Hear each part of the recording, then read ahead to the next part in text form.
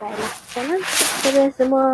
So, hari ini kita akan lihat EDUP 3113 Psikologi Pembelajaran Bab 2 iaitu Proses Pembelajaran.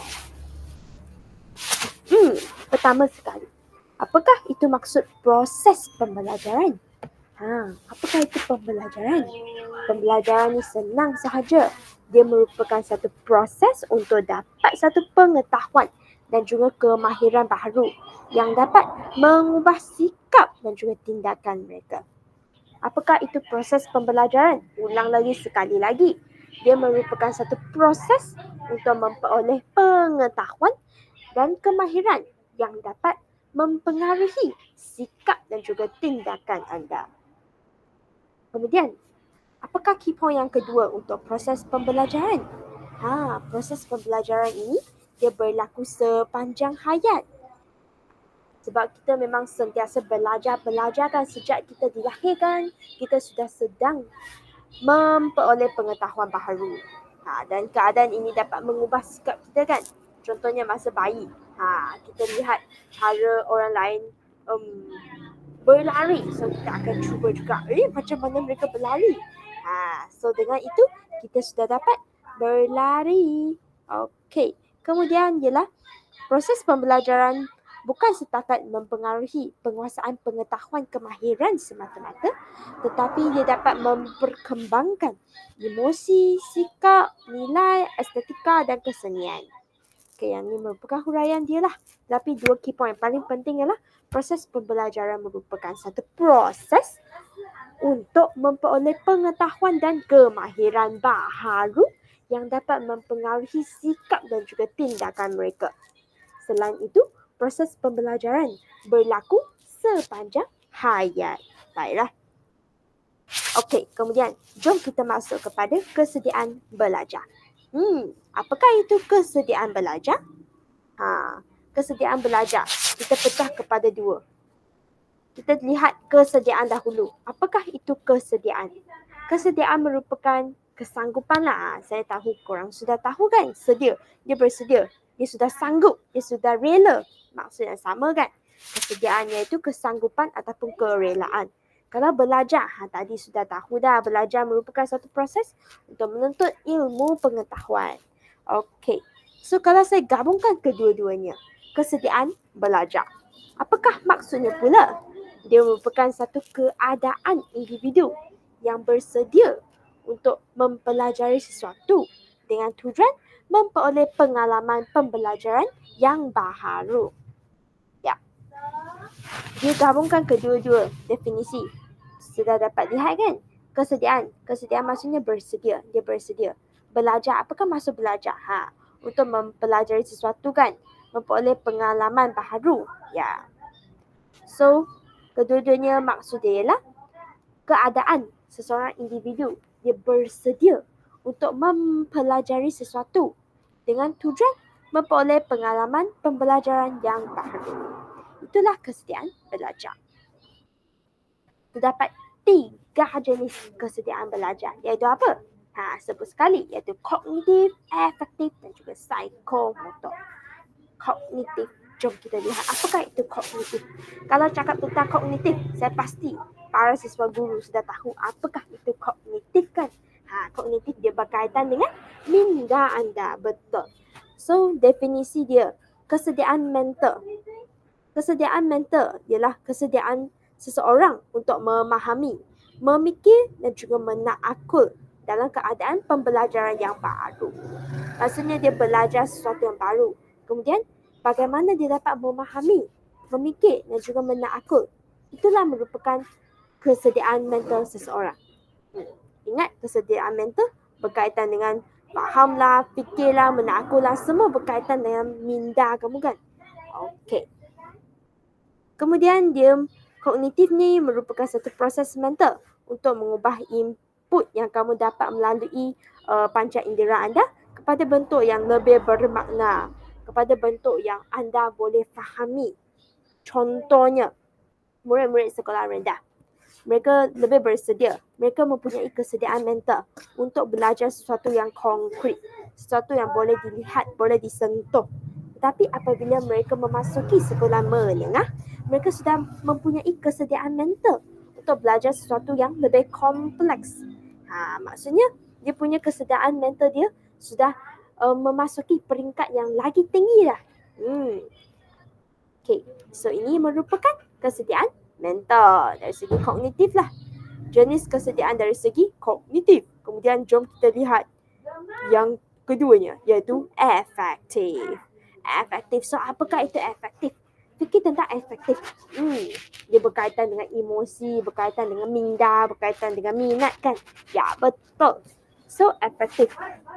Dia merupakan satu keinginan seseorang ataupun minat seseorang untuk melaksanakan aktiviti pembelajaran.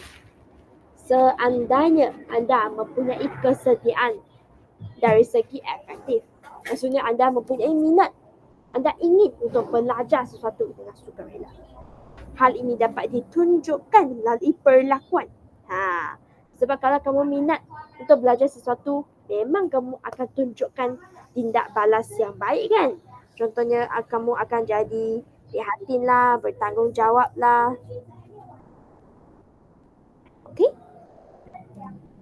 Okay, so efektif ni dia dapat dijelaskanlah dari beberapa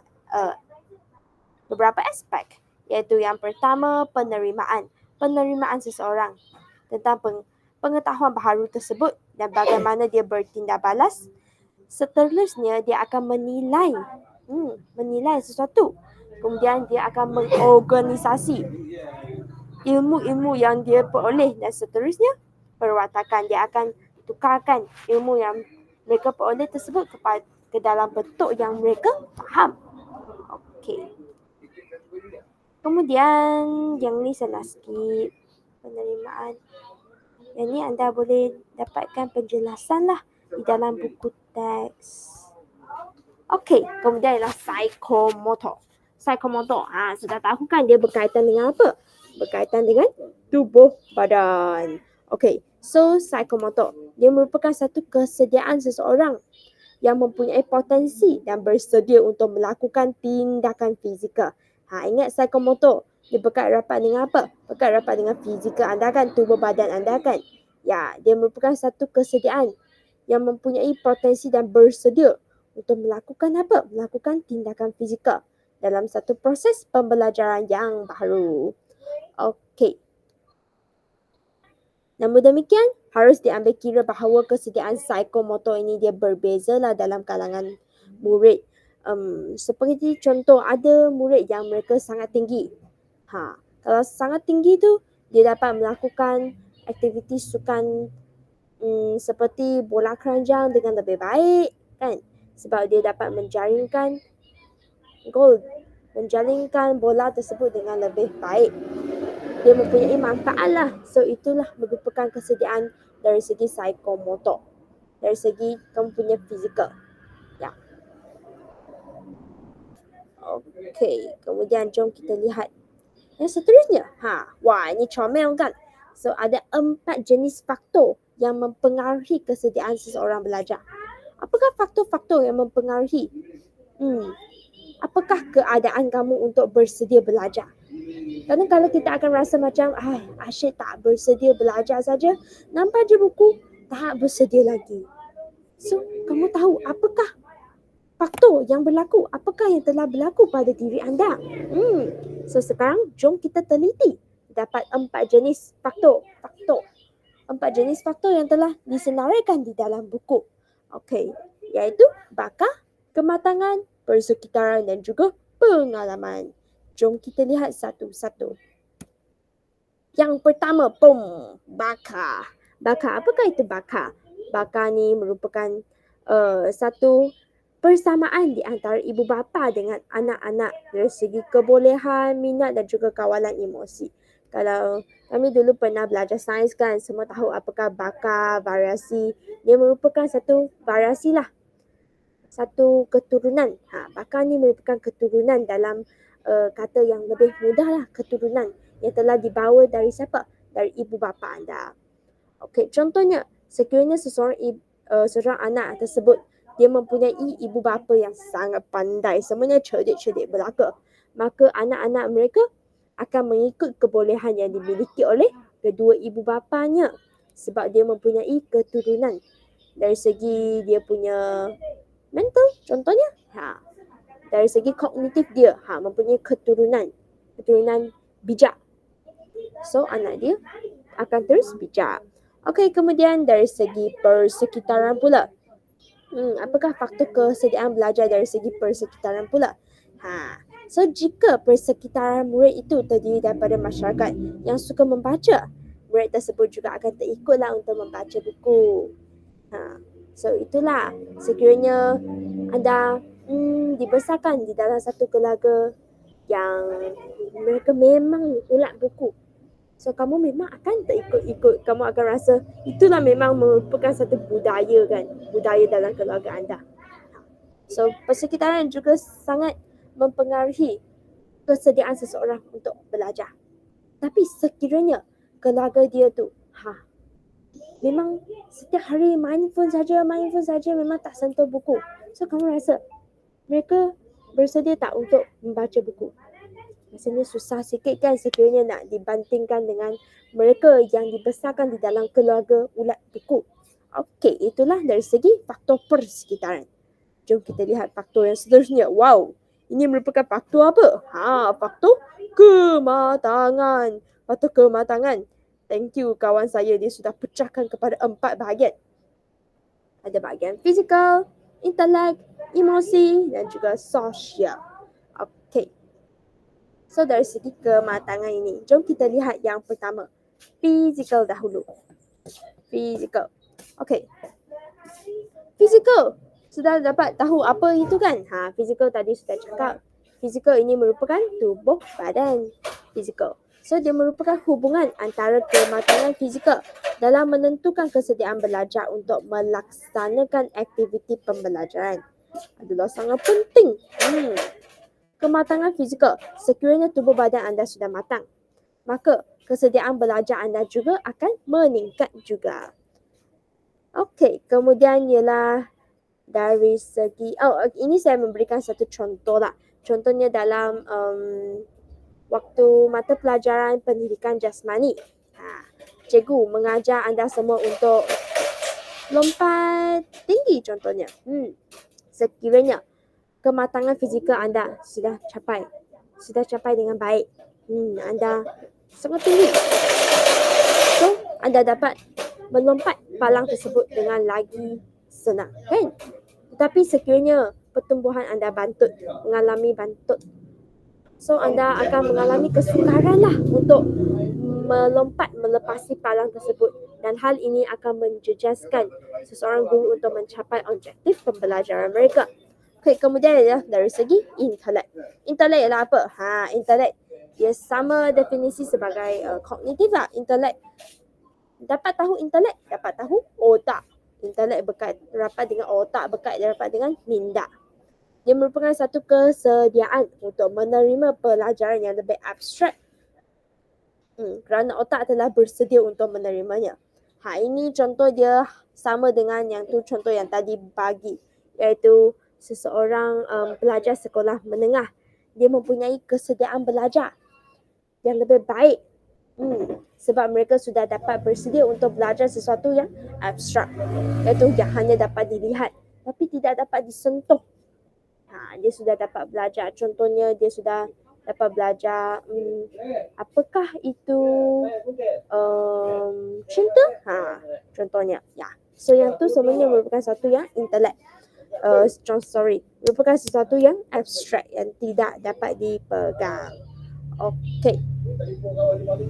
Kemudian ialah dari segi emosi. Okey, emosi dia merupakan satu pencapaian kestabilan dalam perasaan yang berkaitan dengan minat, keinginan dan kepuasan dalam pelajaran. Maksudnya dia merupakan satu keupayaan individu lah untuk mengawal, menstabilkan perasaan dia. Okey? Dia merupakan sesuatu rangsangan yang selaras dengan minat dan keinginan, dapat membangkitkan emosi positif yang mendorong seseorang murid itu untuk belajar. So sekiranya bahan bantu mengajar, contohnya bahan bantu mengajar yang disediakan oleh guru. Menarik minat murid. Contohnya guru tersebut dia menyediakan satu alat muzik, satu drum di dalam kelas. Dia bawa satu drum masuk.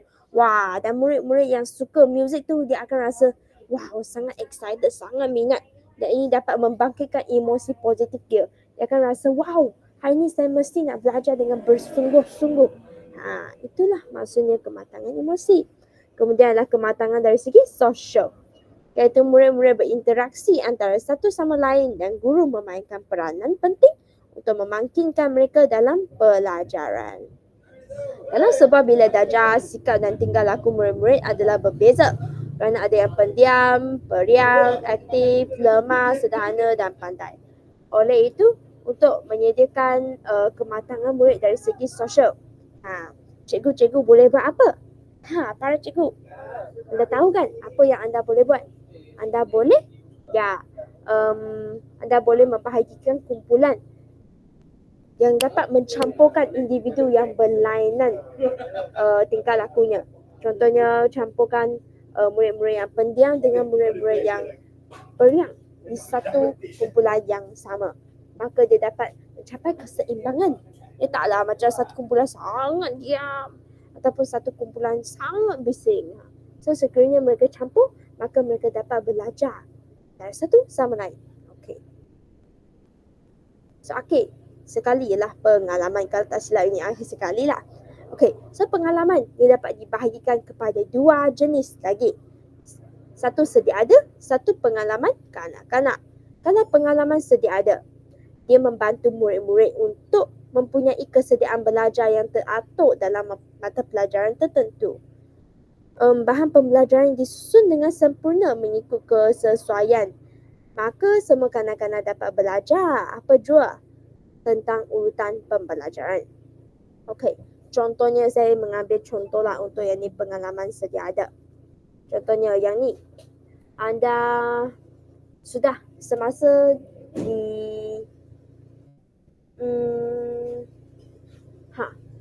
semasa di tingkatan 3. Anda semasa di tingkatan 3 dan anda ingin memasuki tingkatan 4 dia kan? Cikgu akan pilih siapa yang nak masuk aliran sains ataupun aliran sastera kan. Sekiranya markah untuk sains dan matematik kamu sangat-sangat teruk, kamu berani tak nak pilih aliran sains? Berani tak? Mestilah tak kan, sebab kamu tak ada asas yang kukuh dalam sains dan juga matematik. Dan kamu tahu, kalau pilih aliran sains memang sangat tough punya. Dia memang memerlukan ilmu pengetahuan basic yang banyak dalam sains dan mat dahulu. Kalau tidak memang susah untuk belajar nanti di tingkatan 4. So ini merupakan kepentingan pengalaman sedia ada dalam membolehkan seseorang bersedia untuk belajar. Okey, kemudian adalah pengalaman dari segi kanak-kanak. Dia bergantung kepada apa? Dia bergantung kepada latar belakang keluarga, kebudayaan masyarakat dan juga alam sekelilingnya. So keluarga yang berasal daripada kelas menengah ialah keluarga yang banyak memberikan sumbangan dalam kesediaan belajar kanak-kanak mereka. Anda rasa mengapa hal ini berlaku? Sebab saya akan analisis lah. Kalau untuk keluarga yang kaya raya, mungkin mereka akan rasa, tak apalah anak tak nak belajar, tak apalah, bagi mereka relax sikit lah, tak apalah. Saya ada duit kan, nanti saya juga dapat menyara mereka. Sekiranya murid tersebut dia datang dari keluarga yang sangat-sangat miskin, berasal daripada kelas rendah, so mereka mungkin tidak mempunyai duit yang mencukupi untuk membeli kelengkapan belajar, contohnya buku-buku rujukan ataupun memberikan peluang kepada anak mereka untuk pergi ke kelas tuition semua tu. So mungkin kemampuan belajar untuk anak mereka juga kurang. Dan ibu bapa juga mungkin tiada masa untuk memberikan peneguhan, memberikan motivasi dan juga nasihat kepada anak-anak mereka supaya belajar dengan bersungguh-sungguh. Okey, so ini merupakan pengalaman dari segi kanak-kanak. Dia juga sangat penting lah dalam membolehkan seseorang itu belajar dengan lebih baik. Okey, so kemudian kami sudah habis tadi faktor, 4 jenis faktor kesediaan. Iaitu apa? Kita ulang lagi sekali lagi, terdapat 4 jenis. Okey, faktor yang pertama ialah faktor bakar, ingat kita bakar, genetik. Faktor yang kedua ialah faktor persekitaran penting juga. Faktor yang ketiga ialah apa? Yang terdapat 4 punya, iaitu kematangan dari segi fizikal, emosi, sosial dan juga fizikal, emosi, sosial, intelek. Intelek. Ayo, saya sudah hampir lupa. Okey, kemudian ialah akhir sekali ialah pengalaman dapat dibagikan kepada dua, iaitu pengalaman sedia ada dan juga pengalaman masa kanak-kanak. Okey, sekarang apakah peranan guru, iaitu peranan kita semua dalam mewujudkan kesediaan belajar dalam kalangan murid?